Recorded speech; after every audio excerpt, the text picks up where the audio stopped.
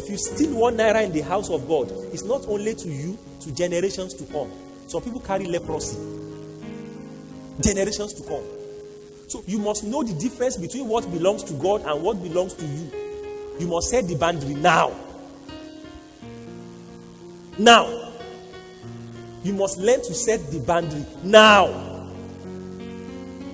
This is what happens. Because a demon will see it and creep in as a spirit of confusion. Number 2, strategic destiny stopper is what I called excuses. The second strategic destiny stopper is what I called making excuses. Some of us don't know excuse is a great enemy. The champion focuses on destination, while failure focuses on 2 things: on the champion and on their excuses. Every champion will focus on the destination. But those that fail, the failure, they will keep discussing the champion. They will still talking about the champion. They will keep talking. And then they will also be stopped by their own excuses. When you find the greatest reason why people fail, they are the excuses they make for themselves not to succeed. The reason why people fail is there is not any witch anywhere. The witch too has his life to battle with. Praise the living Jesus. And most of these witches, you say, only Holy Ghost fire can set them ablaze. But there is one thing that Holy Ghost fire will not set ablaze. This may be excuses that you make for yourself. Excuses that you make the reason why you cannot rise beyond now. Some of us look at our weaknesses and we envelope ourselves into it. And we begin to look for self-pity for people to help you. John chapter 5. There was a man at the pool of Bethesda. Jesus Christ said, "You have been here for 38 years. Do you want to rise now?" The man started making excuses. Excuses why he should remain small. Excuses why his destiny should be stopped at the shore. Excuses why he should be at the bank. John chapter 5 from verse 3. He was making excuses.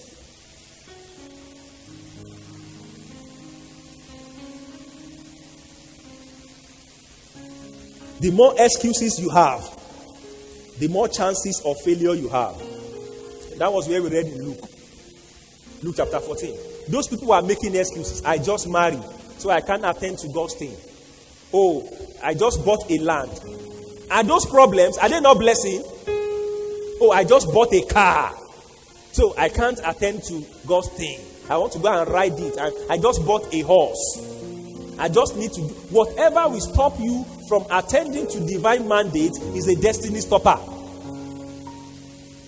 Destiny stopper. It is God first. It is what? God first. In the beginning, God. Until you make your life like that in your beginning is God. In the beginning must be God. So even whatever that may be in trouble, whatever that may be in tumor, whatever that may be disordered, whatever that may be in commotion, God will come in and make it right. But God first. In the beginning, God. If it was in the beginning, the confusion that the Bible put up, maybe God will not attend to it. But because you have made God first, God cannot be first and the next will be confusion in your life. God cannot be first and the next will be problem in your life. God will make sure that he attend to it. And that's why I pray for somebody. This year the Lord will surprise you. In the name of Jesus Christ. Whatever you call problem is not a problem to God. It's not. It's not. Whatever you call a problem is not a problem to God. It's because you have not given God room. One man told a story of how demon will come and harass him. Demon will come and harass him. He built a house, and the demon will come and harass him in his house. And then the man said, "Okay, Jesus, I welcome you. Please stay in the room with me. Stay in the room with me." And then demon will harass every other room except the room that Jesus is with him. Praise God. Then he said, "Jesus, what happened?" "Okay, stay in the sitting room too, so that in the room and the sitting room, so that demon will not harass us in that place. Demon will harass every other place and leave the room and the sitting room alone." Until one day said, "Jesus, please occupy all the rooms." And that is when the devil had no place to stay again. When you give God the whole rooms in your life, devil will have no room to stay again. And that's why some people, your prayer point to some people, they look at it, they say, this is not a prayer point. Why? They have gone far beyond those areas. When we list our prayer point and then some people see it, when you are praying it and they are hearing you, who was saying that? Was he Mr. Samuel? That when you are asking for 10,000, and they say you are asking for 10,000. What is it, 10,000? Please, let God hear my own. Take your 10,000 and leave the auditorium. Because he's dealing with more destiny issues. There are some people that their prayer point is not money anymore. It's how they will make meaning. Their prayer point is their people. How God will open the eyes of their people. May we get to that level in the name of Jesus Christ. So you must give God rules and overcome all excuses. There is no other reason for destiny stagnation than excuses. The Bible tells the story of the lepers. Those lepers, they can make excuses and remain where they are. They are lepers already. People know they are lepers. Are you getting what I'm saying now? They are lepers. So you have genuine excuses. I can't do it. I'm a leper. You know I'm a leper. I can't do that.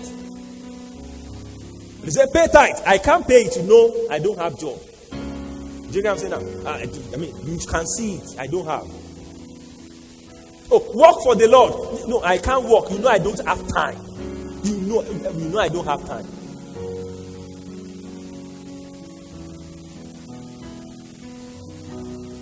I can't sing. You know I don't have voice. I can't do the ushering. You know I cannot stand. I cannot. But the Bible says you can do all things through Christ that strengthens you. Until you crush your excuses, there is no definite change in your life. Jesus Christ told that man, rise up, take your bed. He didn't even respond to all the excuses he was making. And nobody visited me. And nobody called me. And nobody looked for me. And nobody did this for me. Nobody. Now, who has he called? He has been there for 38 years. Sometimes you blame people for what you cannot do. Nobody helped me. Who have you helped?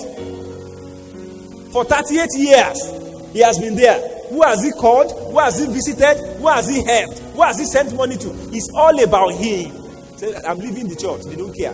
They don't care here. I'm leaving the church. And when you go to another place, you realize that human beings are the same. If you don't care for them, they don't care for you. Are you getting what I'm saying now? If you don't, so caring is an investment. Whatever you want people to do for you, you do it for them.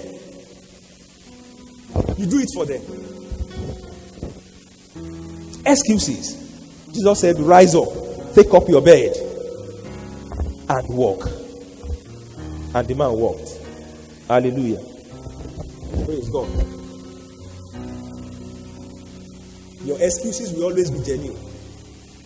Your excuses will always be genuine. In Joshua chapter 13, your excuses will always be genuine to you. It's a good point. Why you should stop. Joshua 13 from verse 1. God told Joshua. Joshua was already 80. He had won so many wars. And he was old and stricken in years. How old? 80 years. Moses was 120. His eyes did not go dim. Some of us, we have not reached 50. We have not reached 60. We are already climaxing in the work of God. Say, oh, we have been doing this for years. Now we should have. You have what? 120. Moses was still going to the battle. At 90, Billy Graham was still preaching. Praise God. Somebody could say, well, I'm already 60, I'm retiring. Retiring where?